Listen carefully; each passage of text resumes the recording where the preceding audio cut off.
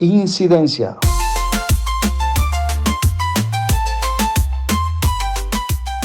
Saludos y bendiciones con usted Incidencia, el boletín informativo semanal del Instituto Patmos.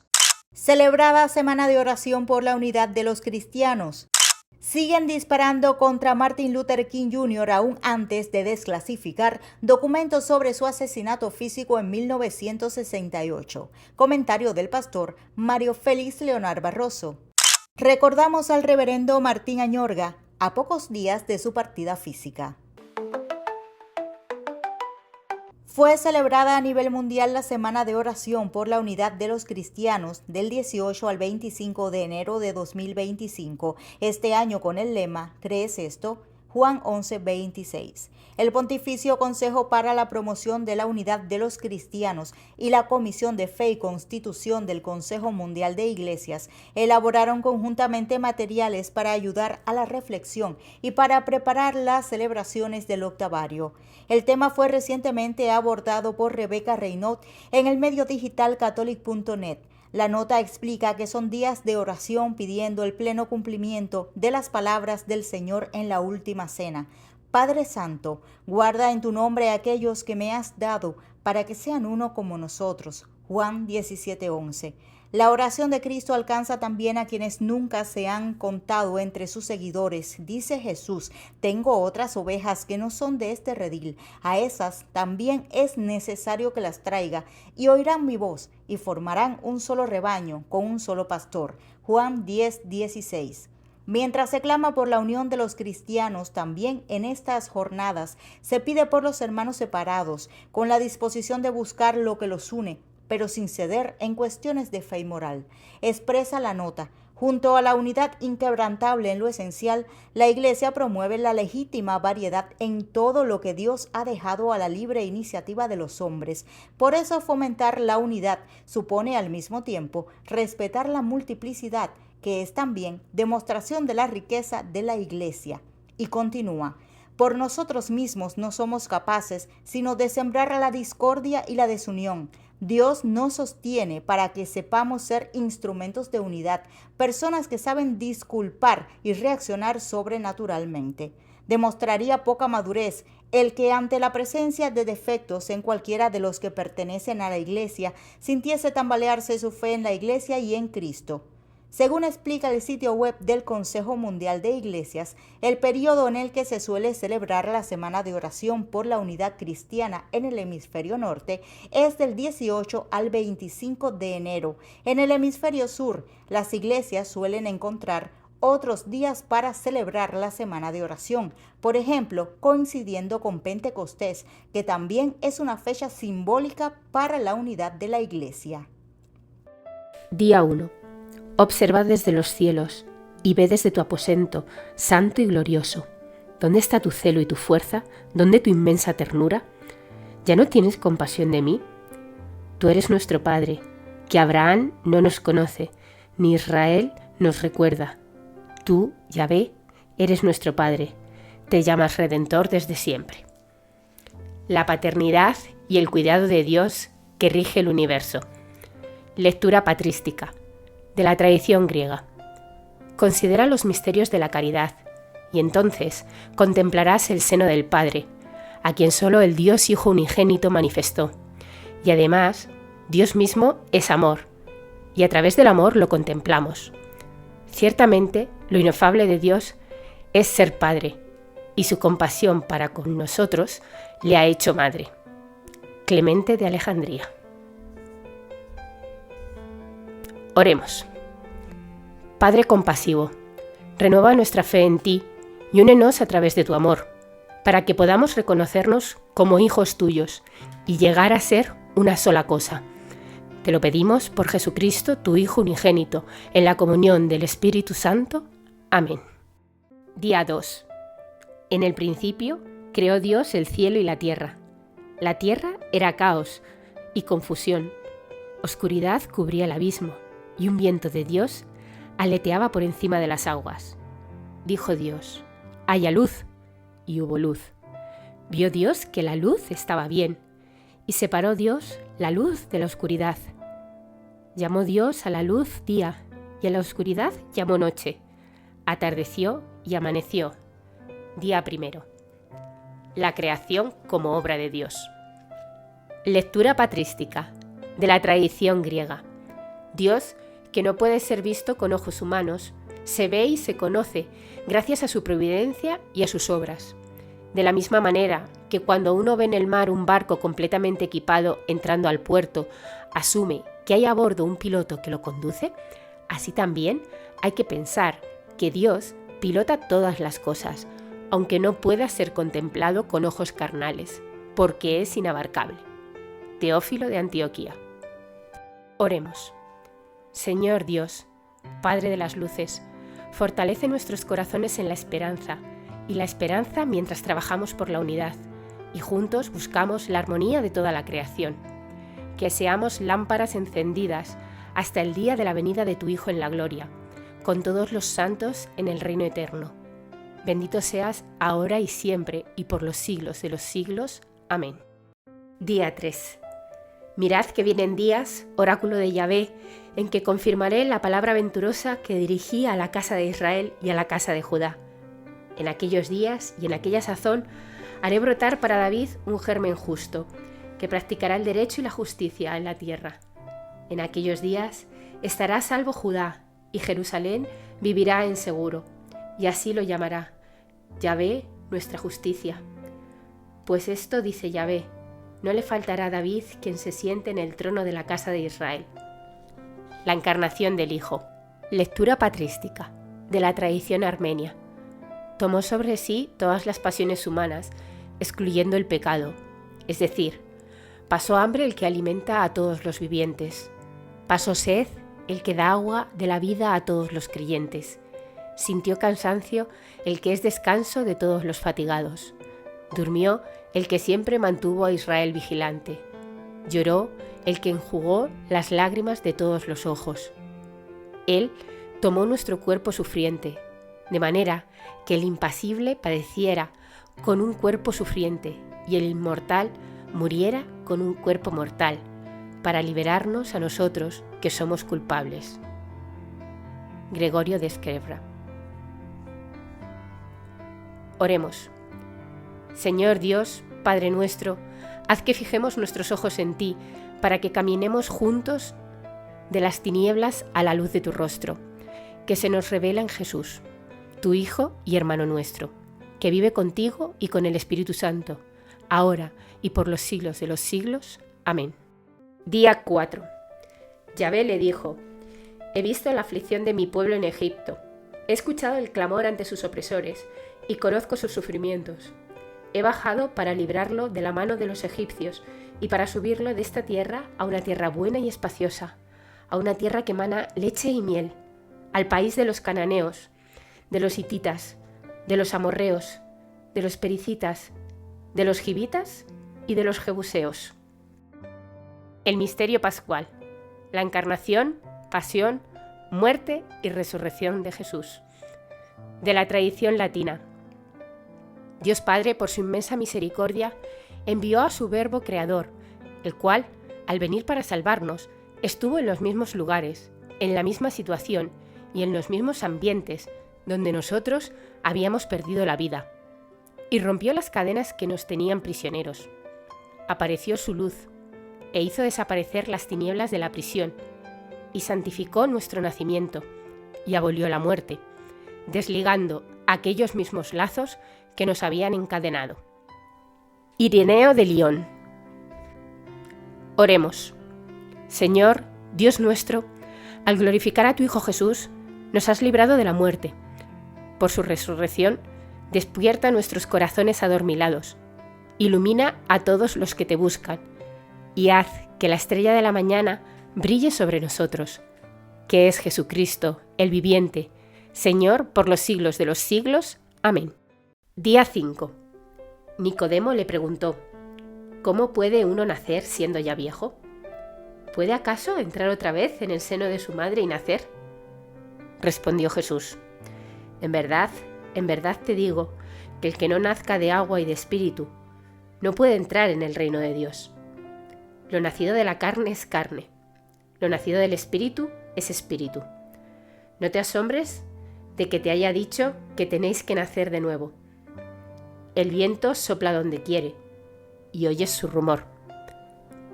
El Espíritu Santo, dador de vida y alegría. Lectura patrística, de la tradición siríaca. No es correcto decir que el Espíritu desaparece cuando pecamos y que retorna cuando nos convertimos. ¿De qué sirve que Él me habite después de haber llegado a ser justo?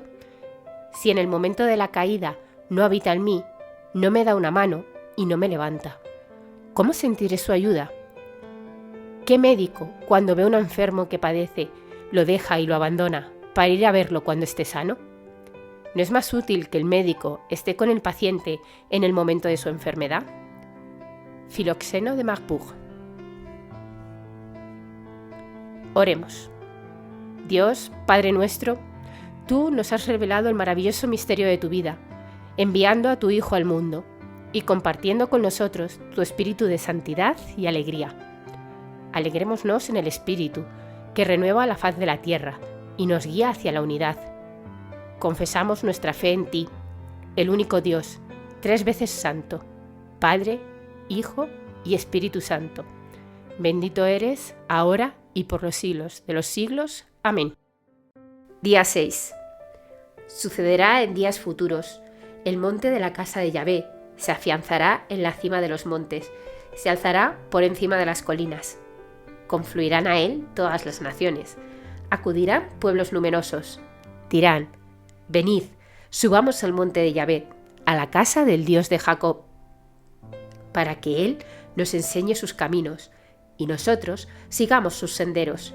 Pues de Sión saldrá la ley, de Jerusalén la palabra de Yahvé. Juzgará entre las gentes, será árbitro de pueblos numerosos.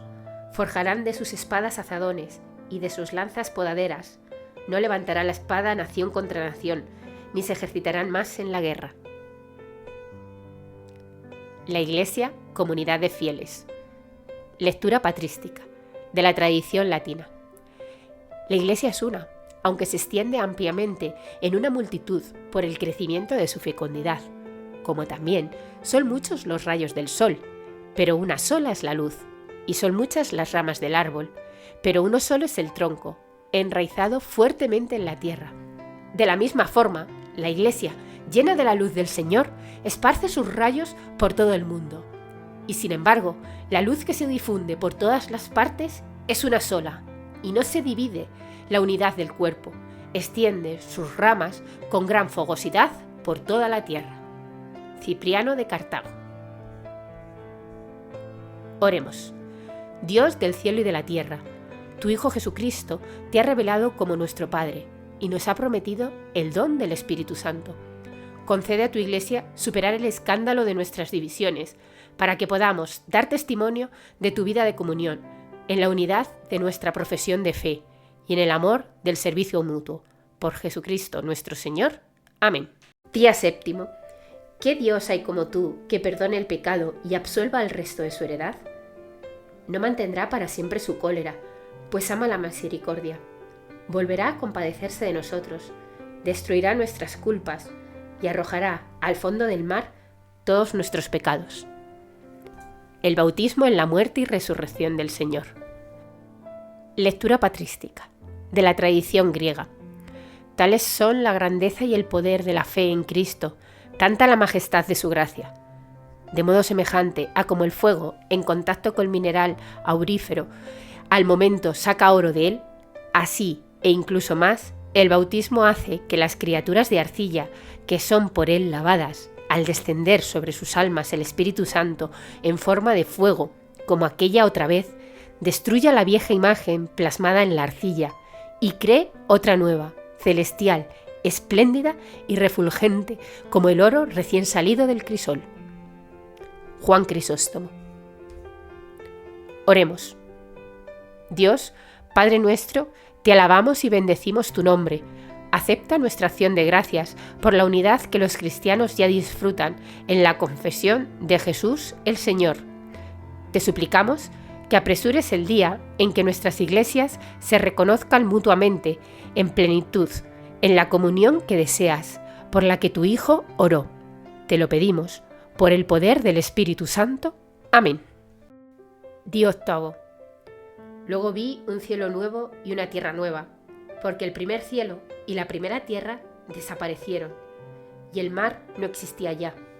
Vi también la ciudad santa, la nueva Jerusalén, que bajaba del cielo, de junto a Dios, engalonada como una novia ataviada para su esposo. Y oí una voz potente que decía desde el trono: Esta es la morada de Dios, que compartirá con los hombres. Pondrá su morada entre ellos, ellos serán su pueblo, y Él, Dios con ellos, será su Dios. Enjugará las lágrimas de sus ojos, y no habrá ya muerte, ni llanto, ni gritos, ni fatigas, porque el mundo viejo habrá pasado. A la espera del reino y de la vida futura. Lectura patrística, de la tradición siríaca. Respira la vida futura de Dios, quien en esta creación vive en el amor. Ya aquí, en este mundo, respira el aire del nuevo nacimiento. En este mismo aire encontrarán su delicia los justos en la resurrección. El amor, este es el reino al que aludía nuestro Señor, cuando prometía a los apóstoles místicamente que comerían en su reino. Comeréis y beberéis en la mesa de mi reino. ¿Qué es lo que comerán, sino el amor? Es suficiente el amor para alimentar al hombre en lugar de comida y bebida. Este es el vino que alegra el corazón del hombre. Bienaventurado aquel que ha bebido en este vino. Isaac de Nínive. Oremos. Oh Señor, apresura la venida de tu día grande y glorioso. En nuestra oscuridad, muchos hombres y mujeres ya no se atreven a esperar. Protege la llama de la fe en los corazones de los débiles y de los que sufren. Que la Iglesia sea un fiel heraldo de la victoria de Cristo, tu Hijo, sobre la muerte, y un faro de espera para su regreso en la gloria. Él es el viviente, contigo y con el Espíritu Santo, ahora y por los siglos de los siglos. Amén. El padre Evangelos García Luaces, de la Genuina Iglesia Ortodoxa en Cuba, nos envía su oración a propósito de estas jornadas. En el nombre del Padre, del Hijo y del Espíritu Santo.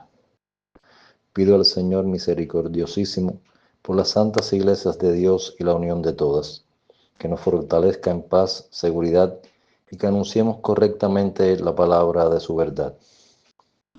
Ruego al Señor que tenga piedad por aquellos que seducidos la han abandonado y no han permanecido en el camino. Que la iglesia de Cristo sea una como el Padre y Él son uno. Imploro que nuestras iglesias no apaguen su faro ni la escondan debajo de un baúl, y que nosotros los cristianos seamos la luz del mundo como aseveró el Señor.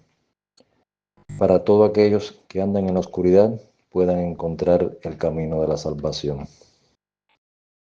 Y por último, pido al Señor que nos dé fuerza para mantenernos unidos en oración, en caridad y en amor, y que seamos ejemplo y espejo de consuelo, de guía, de servicio, de refugio, de apoyo y de ayuda para todos nuestros hermanos en Cristo o no, para todos aquellos marginados, oprimidos y desechados que esperan de Jesús y de su iglesia la mano del buen samaritano, ahora y siempre y por los siglos de los siglos. Amén.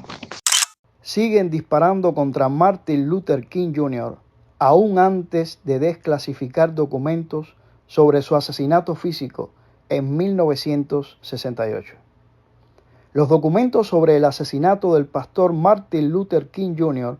todavía no han sido desclasificados, aunque, como era de esperar, luego de décadas de expectativas, existe mucho público apurado, y no pocos lo hacen con especulación, e incluso algunos moralistas lo hacen agitando las aguas del embravecido mar de la exageración, verdades a medias, manipulación de hechos, cuando no absurdas calumnias inventadas y repetidas por mucho tiempo de partes de quienes, no conformes, luego de que la bala hiciese caer al predicador aquel fatídico 4 de abril de 1968 en Memphis, se han dedicado al asesinato de su reputación.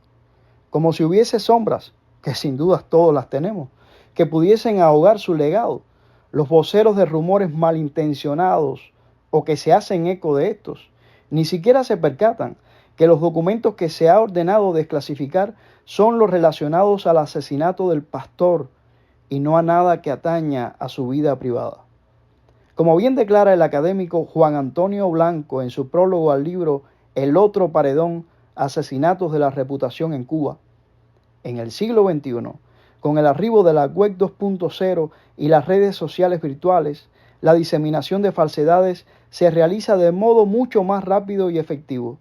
Los prejuicios sembrados contra la víctima terminan por arraigarse gradualmente en la memoria social colectiva y las personas, en especial las nuevas generaciones, los aceptan como la historia verdadera o la biografía real. Al borrar de la memoria colectiva la historia real de la persona y sustituirla por una imagen inventada que otros temen o rechazan, el proceso equivale al literal asesinato de una vida humana. El daño infligido puede prolongarse indefinidamente. El presidente Donald Trump, que es gran admirador del mártir cristiano Martin Luther King Jr., entre sus numerosas órdenes ejecutivas firmadas, incluyó el jueves 23 de enero la de desclasificar los archivos sobre su asesinato, además de los relacionados también con los magnicidios de John F. Kennedy y de su hermano, el ex fiscal general Robert F. Kennedy. El presidente estadounidense ya lo había anunciado desde el domingo 19 de enero, en el último meeting antes de su acto de investidura, cuando dijo que esto apenas sería un primer paso hacia la restauración de la transparencia y la rendición de cuentas del gobierno, y aseguró que también revertiremos la sobreclasificación de documentos gubernamentales. Y nosotros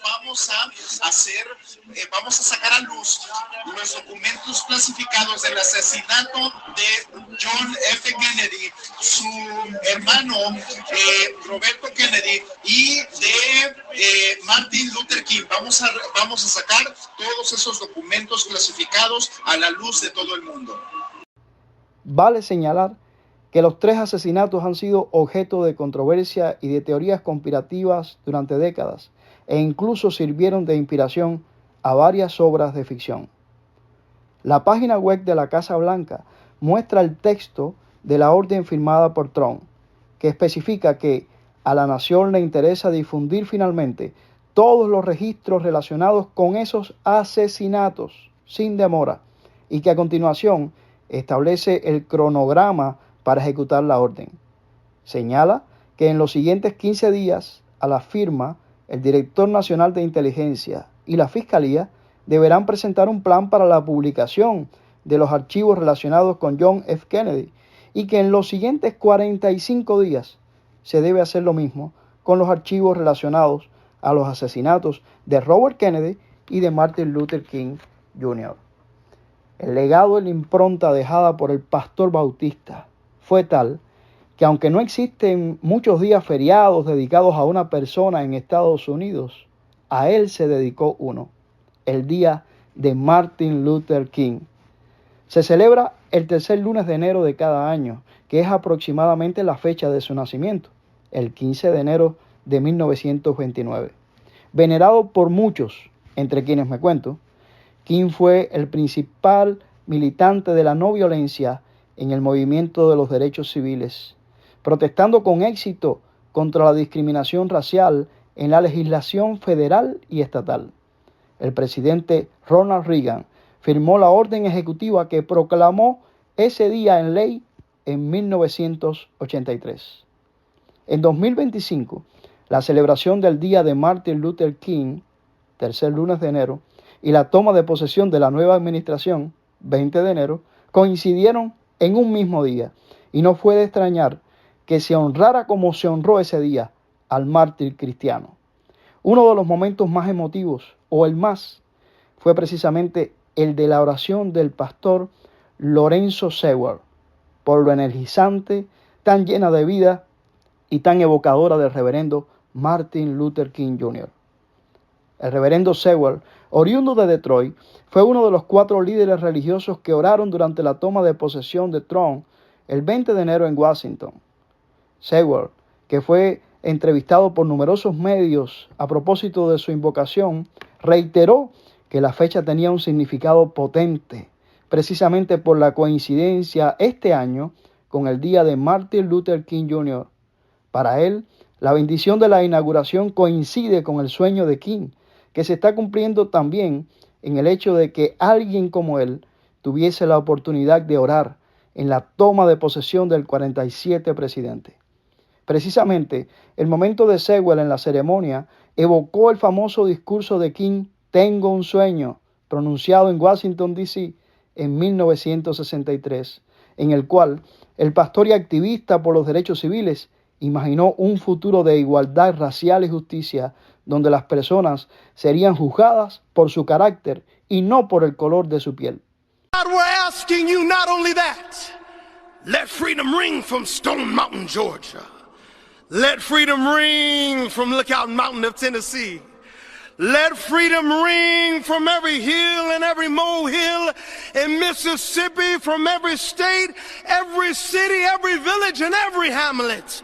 And when we let freedom ring, we will be able to speed up that day where all of your children, black men and white men, Protestant and Catholic, Jew and Gentile, will be able to sing in the meaning of that old Negro spiritual, free at last, free at last. Thank you, God Almighty. We are free at last. If you believe where the Spirit of the Lord is, there is liberty. Come on, put your hands together and give your great God great glory. Pese a todo este ambiente de honra al reverendo King, experimentado en la inauguración presidencial, y a la orden ejecutiva para desclasificar documentos sobre su asesinato, firmada apenas 2 días después de la toma de posesión de Trump, y que ya había anunciado en su último meeting antes de la investidura, los fake news de todo tipo, pero especialmente los relacionados al asesinato de la reputación, character assassination, contra el reverendo King, no son nuevos, que precedieron y sucedieron al disparo que ahogó su vida, se multiplicaron luego de la firma de la orden ejecutiva. El propósito es seguir disparando contra él, porque hay personas que aún muertas físicamente continúan vivas, y es este el caso, como declara el evangelio que tanto inspirara a King, Mateo 10:28. No temáis a los que matan el cuerpo, mas el alma no pueden matar. A continuación damos lectura al obituario compartido por la redacción del diario Las Américas el 18 de enero de 2025. Fallece en Miami el pastor presbiteriano cubano Martín Añorga. La partida del reverendo deja un profundo vacío en la comunidad que extrañará su voz, su sabiduría y su fe inquebrantable.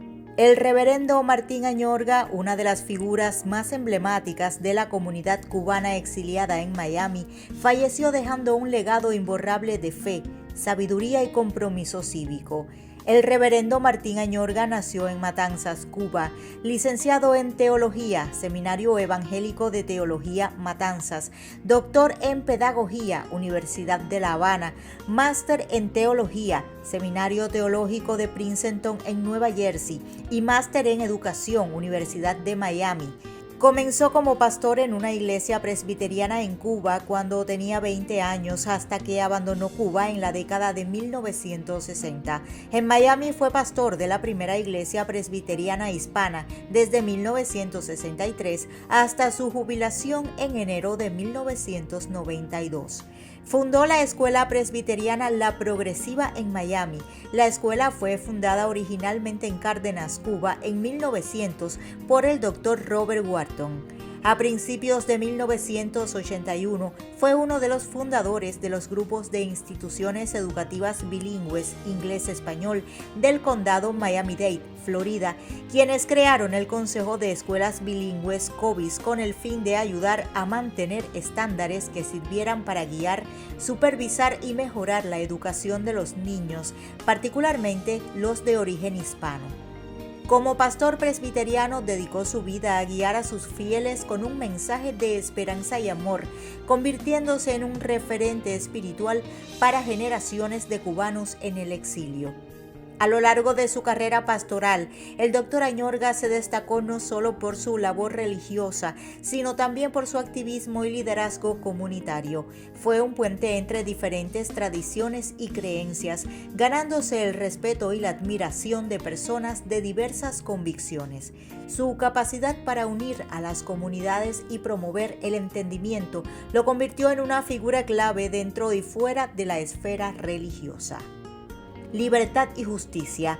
Además de su labor espiritual, el reverendo fue un prolífico escritor y columnista de Diario Las Américas, donde plasmó su pensamiento profundo y su anhelo por la libertad y la justicia. Sus escritos no solo reflejaron su amor por su patria, sino también su incansable lucha por los valores democráticos y la dignidad humana.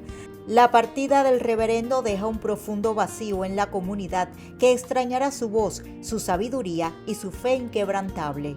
Voz Adentro nos despedimos con fragmentos de la entrevista concedida por el reverendo Martín Añorga a Julio Estorino el 5 de noviembre de 2009 en la Universidad de Miami.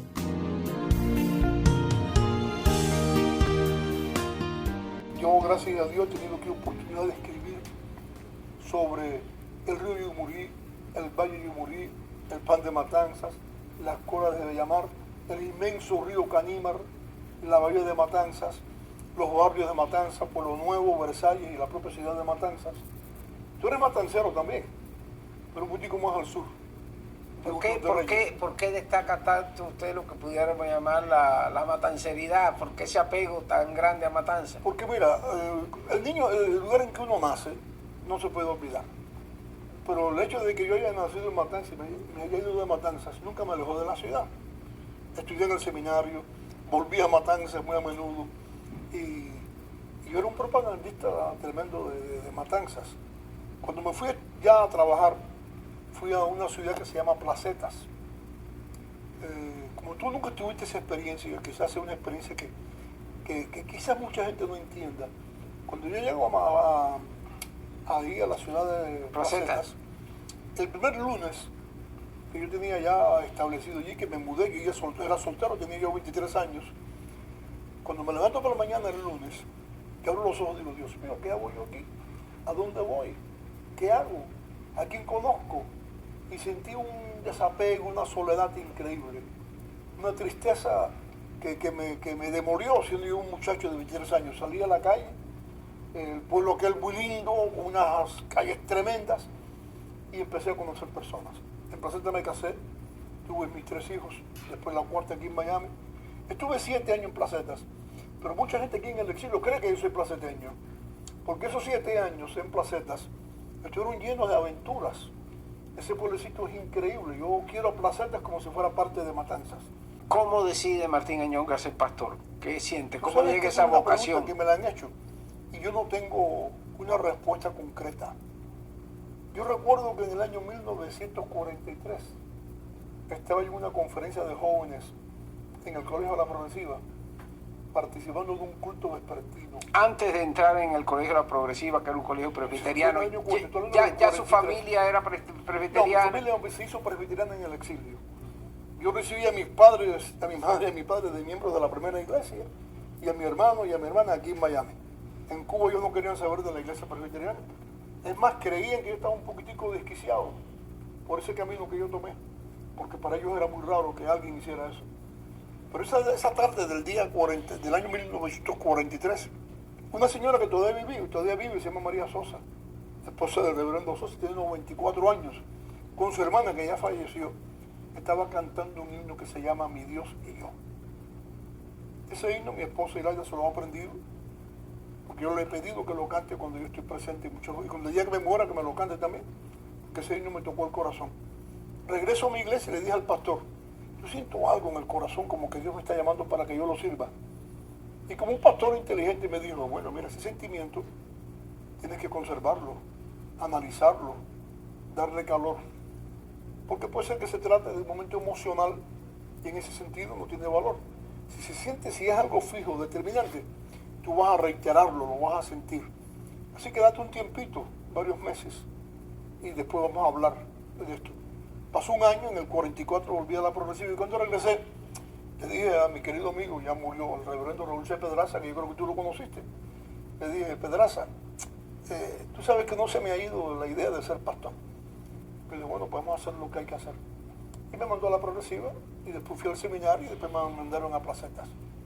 Pero donde yo he realizado mi ministerio, increíblemente, ha sido en Miami. Porque estoy aquí desde el año 63. Me da pena confesar esto a esta altura de mi vida. Yo tenía un complejo de inferioridad con mi voz. Ajá. Sí, que me perturbaba. Te digo la verdad. El maestro Alfonso me mandó a ver un especialista en cuerdas vocales, otro médico, etc.